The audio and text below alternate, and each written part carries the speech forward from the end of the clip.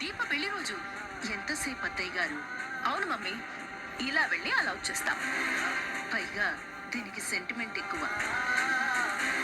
ఆ మొక్కేదో ఫలించి దీనికో మంచి సంబంధం వచ్చి పెళ్ళైపోతే మనకంతకంటే కావాల్సిందేముంది? అది కాదు సుమిత్ర. వెళ్ళనివ్వండి. డాడీ, వెంటనే వచ్చేస్తాం. అయితే దీపని కూడా తీసుకువెళ్ళండి.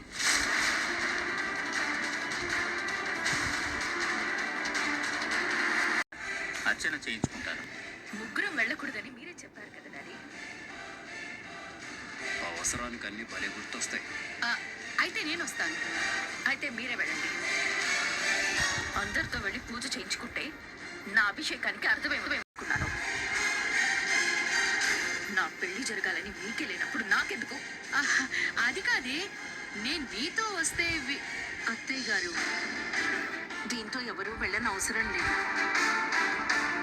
కార్తీక్, నా కూతుర్ని తీసుకెళ్ళరా.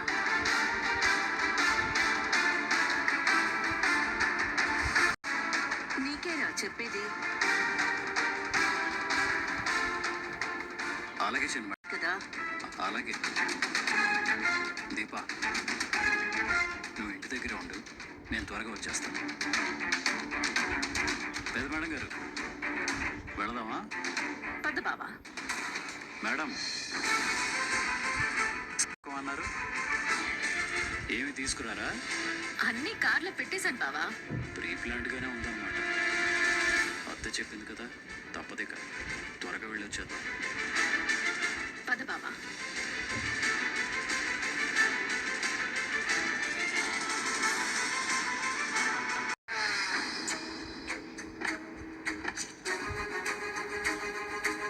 గుళ్ళోకి వెళ్దాం. పూజ చేసుకోవాల్సింది మీరు పెద్ద మేడం గారు, నేను కాదు. ఏదో సంకల్పించుకున్నాను అన్నారు. ఆ మొక్కేదో తీర్చుకుని రండి, నేను ఇక్కడే వెయిట్ చేస్తాను. నిన్నెలా రప్పించాలో నాకు తెలుసు బావా.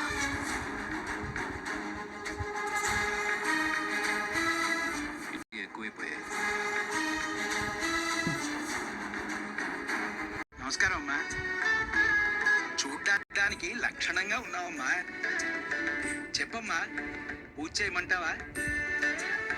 గోత్రనామాలతో అర్చన చేయమంటావా? ఈరోజు నా పెళ్లి రోజు. భేషుగ్గా అర్చన చేయించుకో అమ్మా. అర్చనేంటి పూజారి గారు, అభిషేకమే చేయించుకోవాలని వస్తే. మరీ మంచిది. కానీ మా ఆయన నా మీద అలిగి బయట కారు దగ్గరే ఉండిపోయారు. అతగాడికి ఈ రోజే అలక గుర్తొచ్చిందా? నేను మా ఆయన్ని లోపలికి రప్పిస్తాను. మా ఇద్దరికి భార్యాభర్తలకు చేసినట్టే అర్చన చేయించండి. భార్యాభర్తల్లా కాకుండా ఇంకెలా చేయిస్తావమ్మా? రమ్మని చెప్పు. అలాగే పూజారి గారు.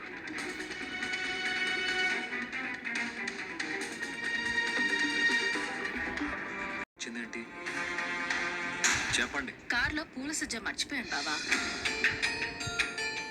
వచ్చి తీసుకెళ్ళండి. ఒకసారి గుడిలోకి వచ్చాక బయటికి వెళ్ళేటప్పుడే రావాలి. సంకల్పం అలాంటిది. అయితే ఇప్పుడు ఏం చేయమంటారు? పూల సజ్జ తీసుకుని రా బావా. నేను రాను. నేను రాకూడదు. నేను రాకూడదు. మా మమ్మీకి ఫోన్ చేసి జరిగింది చెప్తాను. ఏం చెప్తుందో చూద్దాం. 10 అడుగులు బయటకు వేస్తే తీసుకునే పూల సజ్జ కోసం ఇంటికి ఫోన్ చేసి చెప్పడం అవసరమా? సేమ్. ఆ 10 అడుగులు ఏదో నువ్వే లోపలికి వస్తే నేను మా మమ్మీకి ఫోన్ చేయాల్సిన అవసరం ఉండదు కదా. కావాలనే మర్చిపోయావు కదా. ప్రామిస్ బాబా. అనుకోకుండానే మర్చిపోయాను. ప్లీజ్ త్వరగా తీసుకురావా. సరే, తెస్తున్నాను. మా ఆయన వస్తున్నారు, కాస్త మీరే. అర్థమైందమ్మా, నేను చూసుకుంటాను కదా. ఈ రోజు నీ పెళ్లి రోజే కదా. చూసనే చెప్పినట్టుంది. అడిగేది నిన్నేనయ్యా. అవును పూజారి గారు, ఈరోజు నా పెళ్లి రోజే. పెళ్లి రోజేనంటూ పెళ్ళానికి దూరంగా ఉంటావేమిటయ్యా? నేనేమి కావాలని దూరంగా లేను. ఓ మహాతల్లి కారణంగా దూరంగా ఉండాల్సి వచ్చింది. ఎన్ని కోపాలున్నా పెళ్ళాన్ని దూరం పెట్టకూడదు బాబు. చూడు, మీ ఆవిడ ఎంత బాధపడుతోందో. ఈవిడ మావిడేంటి? ఎంత కోపం ఉంటే మాత్రం పెళ్లి రోజు పెళ్ళాన్ని పట్టుకుని ఈవిడ మా ఆవిడ కాదు అని అంటావా? అసలు నిన్ను అడిగే వాళ్ళు ఎవరు లేరనుకుంటున్నావా? ఎందుకు లేరు పూజారి గారు, నేనున్నాను. ఇక్కడ ఆడపిల్లకి అన్యాయం జరుగుతుంటే చూస్తూ ఊరుకుంటామా? తమరెవరమ్మా? సాటి మహిళని. సాటి మేటి మహిళామణి గారు, ఈ రోజు నా పెళ్లి రోజే, కానీ ఈవిడ మావిడి కాదు. నువ్వు ఇలాగే సైలెంట్ గా ఉంటే మీ ఆయన ఇలాగే ఉంటాడు. ఏదో ఒకటి మాట్లాడు. నేను మొగుడినైతే కదా మాట్లాడటానికి. తను ఓనరు, నేను డ్రైవరు. భార్య అనే వాహనానికి భర్త ఎప్పుడూ డ్రైవరే బాబు. నేను డ్రైవర్నే, నా భార్య యజమాని. అయ్యా పూజారి గారు, ఈవిడ మా మేడం, నేను ఈవిడ కార్ డ్రైవర్ని. భార్యని మేడం అని పిలవడంలో తప్పు లేదు, కానీ తను భార్య కాదు అని మరొకరి భార్య ముందు నీ భార్యనంటుంటే ఒక భర్తకి భార్యగా వినడానికే భారంగా ఉంది. ఎలా ఉంది? భారంగా ఉంది. అయితే వెళ్ళి కోనేట్లో దూకండి, దరిద్రం వదిలిపోతుంది. ఆడవాళ్ల మీద నోరు చేసుకోవడం తప్పు బాబు. నీ భార్య బాధపడుతుంది. మీరు కూడా ఎవరు పడితే వాళ్ళని పట్టుకుని భార్య అంటే తప్పు పూజారి గారు. ఎందుకంటే నా భార్య బాధపడుతుంది. ఈవిడేగా మీ భార్య. ఆవిడ మెళ్ళో తాళి ఉందా?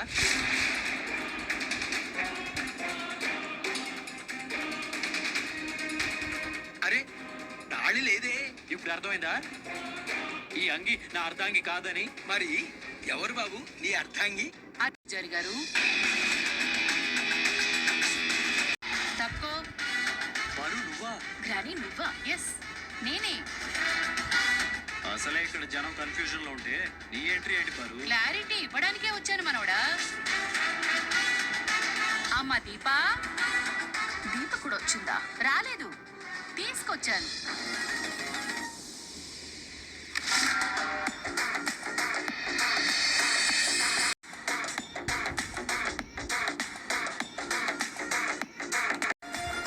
పూజారి గారు, ఈవిడ పేరు దీప, ఈవిడే నా సతీమణి. ఈ రోజు మా పెళ్లి రోజు. ఈవిడ మీ శ్రీమతి అని చెప్పిందే. అయ్యో పూజారి గారు, కుమారి. అవునా? మ్మ్. ఎందుకమ్మా అబద్ధం చెప్పావు? నేనేం అబద్ధం చెప్పలేదు పూజారి గారు, మీరే అపార్థం చేసుకున్నారు. ఇలాంటి అపార్థాలేవో సంభవిస్తాయని భయంతో నేనొచ్చాను. నేను రావద్దని చెప్పాను కదా. నీతో రావద్దని చెప్పావు కానీ నన్ను రావద్దని చెప్పలేదే. గ్రాని, ఏదైనా నాశనం చేయడానికి నువ్వు ఒక్కదానివి చాలు. ఇక్కడ సాటి మహిళని ఎవరో ఉండాలే. పద మనం వెళ్ళి ప్రదక్షిణ చేసుకుందాం. బానే సెటప్ చేసినట్టున్నావు. అంత అవసరం నాకు లేదులే. నా మనవడిది నా మనవరాలిది ఈ రోజు మొదటి పెళ్లి రోజు. వాడి పేరు కార్తీక్, ఈ పిల్ల పేరు దీప. అర్చన, అభిషేకం అన్నీ చేసేయండి. ఒరేయ్, ఆ పులస జీవరా అది నాది గ్రాని. చా ఊరుకో. నీది నాది ఏంటి, అంతా మనదే. పూజారి గారు, దాని పేరు జ్యోత్స్న, అది కూడా నా మనవరాలేలేండి. పెళ్లి యోగం లేదని పాపం గూళ్ళ చుట్టూ తిరుగుతోంది. స్వామి వారికి అభిషేకం చేసి ఆ పెళ్లికి లైన్ ఏదో క్లియర్ చేయమనండి. అలాగేనమ్మా. ఈ లోపు నువ్వు వెళ్ళి కొబ్బరికాయ కొట్టురా. కొబ్బరికాయ లేదుగా. అయ్యో, అది మందే కదమ్మా. గ్రాని ఊరుగా, అంతా మనదే. గంట కొడతాం పద.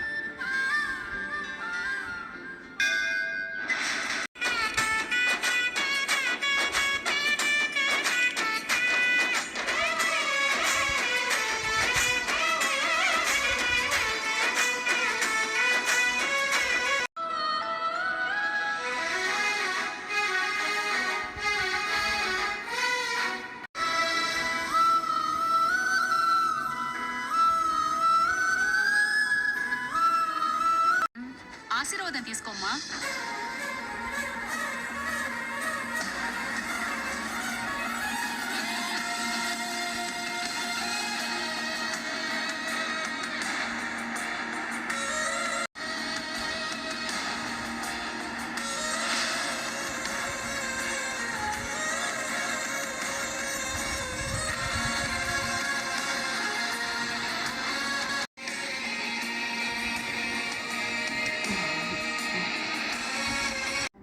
పారిజాతం పిన్ని ఇంట్లో లేదు నాన్న. ఎక్కడికి వెళ్ళింది? దీపం తీసుకుని గుడికి వెళ్ళింది. ఏంటి, దీపం తీసుకొని గుడికి వెళ్ళిందా? అవును మావయ్య గారు, ఈ రోజు దీప పెళ్లి రోజు కదా, వాళ్ళ పేరు మీద అర్చన చేయించడానికి గుడికి తీసుకెళ్లారు. చూసినా ఎవరిని రావద్దన్నది కదా. పారిజాతం దీపని ఆ గుడికి తీసుకెళ్ళిందేమో. నాన్న వాళ్ళతో కలిసి వెళ్ళలేదు కదా నాన్న. ఏం పర్వాలేదు. ఏమో, ఎవరి మొక్కు వాళ్ళది, ఎవరి అర్చన వాళ్ళ. ఈ మధ్య మీ పిన్నిలో వచ్చిన మార్పులు చూస్తుంటే ఆనందం పడాలో అనుమానం పడాలో అర్థం కావట్లేదు. ఆనందపడాలి మావయ్య గారు, ఎందుకంటే మనుషులిప్పుడు ఒకేలా ఉండిపోరు కదా. దీపన్ అత్తయ్య గారు ఎప్పుడు మనిషిలా కూడా చూడలేదు. మాట్లాడితే కొట్టినట్టే మాట్లాడేవారు, కానీ తనని సొంత మనవరాల్లా చూసుకుంటున్నారు. కార్తీక్ గడే ఏదో చేసి ఉంటాడు. నువ్వు అన్నది నిజమేనమ్మా, నువ్వు అన్నది నిజమేనమ్మా. దశరథ, సారీరా. సారీ దేనికి నాన్న? వీలునామా మార్చి రాసినప్పుడు నిన్ను చాలా మాటలు అన్నాను. సంవత్సరంన్నర టైం పెట్టాడంటే వీడికి ఏదో అయింది అనుకున్నాను. కానీ జ్యోత్స్నలో వస్తున్న మార్పుని చూసి నువ్వు చేసింది సరైన పని అనిపిస్తుంది. లేకపోతే అసలు నేను పెళ్ళే చేసుకోనన్న నీ కూతురు మనసు మార్చుకుని పెళ్లి చేసుకుంటానంది. పెళ్లి త్వరగా జరగాలని దేవుళ్ళకి మొక్కుకుంటుంది. పైగా ఎవరికైతే పెళ్లి బాధ్యతలు అప్పచెప్పారో ఆ మనిషినే తీసుకొని గుడికి కూడా వెళ్ళింది. నీ పిన్ని కూడా ఇప్పుడు నాకు నచ్చుతుంది. ఏమ్మా, ఈ మార్పు, ఈ మంచితనం మనం నమ్మొచ్చంటావా? నమ్మచ్చు మావయ్య గారు. అయితే మనకు మంచి రోజులు మొదలైనట్టేనమ్మా. ఆ దేవుడు మనల్ని కరుణించినట్టే. మీరు హాయిగా ఓ చోట కూర్చుని ప్రసాదం తింటూ ఉండండి.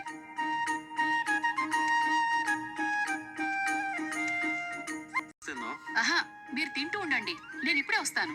వెళ్ళండి. సరే, ఇదిగో.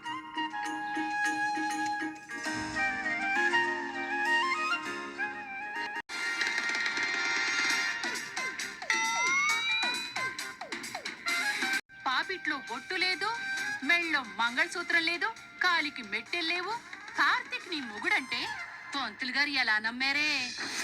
ఆడుకునే వయసులో బావని చూపించి నీ మొగుడు వాడే అని చెప్తే నేను నమ్మలేదా? అప్పుడు నాకు నుదుటి మీద పొట్టుందా, మెళ్ళో మంగళసూత్రం ఉందా, కాలికి మెట్టెలుందా? ఏం చూసి బావే నీ భర్త అని చెప్పావు గ్రాని? ఇప్పుడు కార్తీక్ దీప మొగుడు. పార్టీ మార్చేశావు కదా, అలాగే ఉంటుంది. కార్తీక్ దీపల మధ్యకి పోకు. నీకు ఏం చెప్పి మార్చేశారు? దీప కాపురంలో నిప్పులు పొయ్యకు. నేనే మరి సంచి భుజానేసుకుని దాంట్లో 4 కేజీల బొగ్గులు వేసుకొని తిరుగుతున్నాను, అందరి జీవితంలో నిప్పులు పోయడానికి. బొగ్గులు రాజేసిన నిప్పులైతే ఒంటినే తగలబెడతాయి. మాటలాంటి నీ నోట్లో నిప్పులైతే జీవితాల్ని తగలబెడతాయి. నువ్వు నీ మనవరాలతో మాట్లాడుతున్నావని మర్చిపోకు. నువ్వు పారిజాతంతో మాట్లాడుతున్నానని మర్చిపోకు. మనమంతా ఒక్కటే, మేమంతా ఒక్కటే. ఇంకా నిన్ను సహించే ఓపిక నాకు లేదు, ఇక నిన్ను భరించే ఓపిక నాకు లేదు. ఆఖరిసారి చెప్తున్నా, నాకు సపోర్ట్ చేస్తావా లేదా? నీకు ఆఖరిసారి చెప్తున్నాను, దీప జోలికి రాకుండా ఉంటావా లేదా? అదేమన్నా నీ సొంత మనవరాలనుకున్నావా? నేనేదైనా ఒక్కసారి వింటాను, వార్నింగ్ ఇస్తున్నావా? లేకపోతే కామెడీ చేస్తున్నాను అనుకుంటున్నావా? నీకు ఆఖరి ఛాన్స్ ఇస్తున్నాను గ్రాని, సైడ్ మార్చు. నీకు గుళ్ళో గంటలు ఎక్కడున్నాయో తెలియని వయసులోనే గంటలు కొట్టిన దాన్ని నువ్వు నాకు ఛాన్స్ ఇస్తావా? ఊరికి రెచ్చిపో. ఆ పని నువ్వు చేయకు. గుళ్ళో ఉన్నావని మర్చిపోకు. గుడైనా బడైనా వన్స్ నేను ఫిక్స్ అవ్వనంత వరకే. వన్స్ నేను ఫిక్స్ అయ్యానంటే బ్లైండ్ గా పోతాను. ఇలాగే పోయి ఏదో ఒక స్తంభానికి గుర్తుకునేలాగే ఉన్నావు. పారిజాతం అంటే ఫ్లవర్ కాదే, క్లెవర్. ఏదో చేశాడు గ్రాని, ఊహా ప్రపంచంలో బ్రతుకుతున్న మనిషిలా ఉన్నావు. తొందరలోనే నీకు క్లౌడ్ బరస్ట్ అయ్యే ట్విస్ట్ ఇవ్వబోతున్నారు. అప్పుడు నీకు దిమ్మ తిరుగుతుంది. నీతో వాళ్ళు ఆడేసుకుంటున్నారు. నేను గేమ్ చేంజర్ని. నిన్ను వాళ్ళు వాడేసుకుంటున్నారు గ్రాని. నేను మల్టిపుల్ యూజర్ని. కర్మరా నాయనా. నువ్వు తోలు బొమ్మలాట ఎప్పుడైనా చూసావా? అలా ఎప్పుడైనా చూసావా? అలా చేతులకి కాళ్ళకి తాళ్ళు కట్టి నీతో ఒక ఆట ఆడుస్తున్నారు. ఊహకి వాస్తవానికి తేడా తెలియని పిల్ల బాతు బచ్చావి నువ్వు నాకు చెప్తావా? దీప నా శత్రువు. అది నీ కర్మ. నా దారికి అడ్డు రావద్దు. నేను నీ దారికే అడ్డొస్తాను. అయితే నేను నీ దారికే అడ్డొస్తాను. అయితే నీతో యుద్ధం తప్పదు. నేను రెడీ. ఓడిపోతావు. ఆ మాట నేను అనాలి. డ్రాప్ అయితే మంచిది కోవాలనుకుంటున్నాను. నువ్వు దానికి అడ్డుపడకుండా ఉండు. నువ్వేదైనా చేసుకో, కానీ దీప జోలికి మాత్రం రావద్దు. ఒక అడ్సం సొంత మనవరాలికి ఎదురు తిరుగుతావా? ఎవరికి అడ్రస్ లేనిది దీప ఎవరో తెలుసా?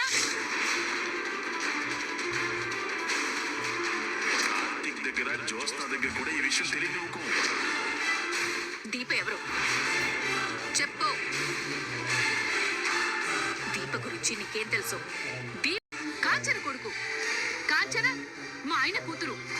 అంటే నా కూతురు. ఇక దీప అనాథ ఎలా అవుతుంది?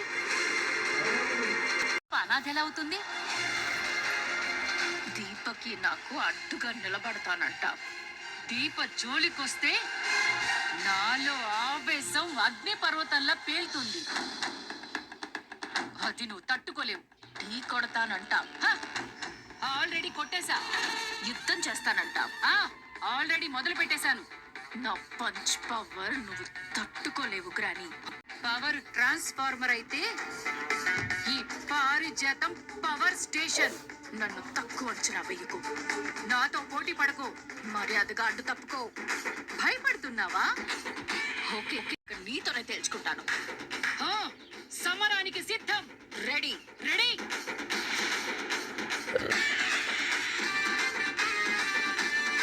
ఓ మనవరాలి చేతిలో ఓడిపోతున్న నాన్నమ్మగా మిగిలిపోతా. ఒక నానమ్మ చేతిలో ఘోరంగా ఓడిపోతున్న మనవరాలిగా నువ్వు మిగిలిపోతావు. అది చూద్దాం.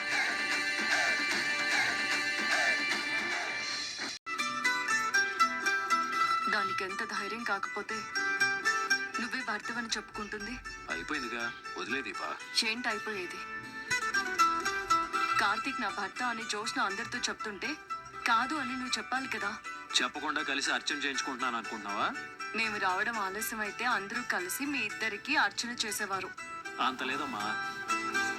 నేను అందరికీ క్లారిటీ ఇచ్చేలోపు పారు వందే భారత్ ఎక్స్ప్రెస్ లా దూసుకొచ్చింది. అనుకున్న దానికంటే జ్యోత్స్నకి గట్టిగానే ఇచ్చింది. నువ్వు జ్యోత్స్నతో రాకుండా ఉండాల్సింది. మీ అమ్మాయి కదా, కూతురు ప్రేమ కరిగిపోయి మరి పంపించింది. జ్యోత్స్న అమ్మకి బలహీనత అయిపోయింది బాబు. కూతురికి ఏదైనా జరిగితే తట్టుకునేలా లేదు.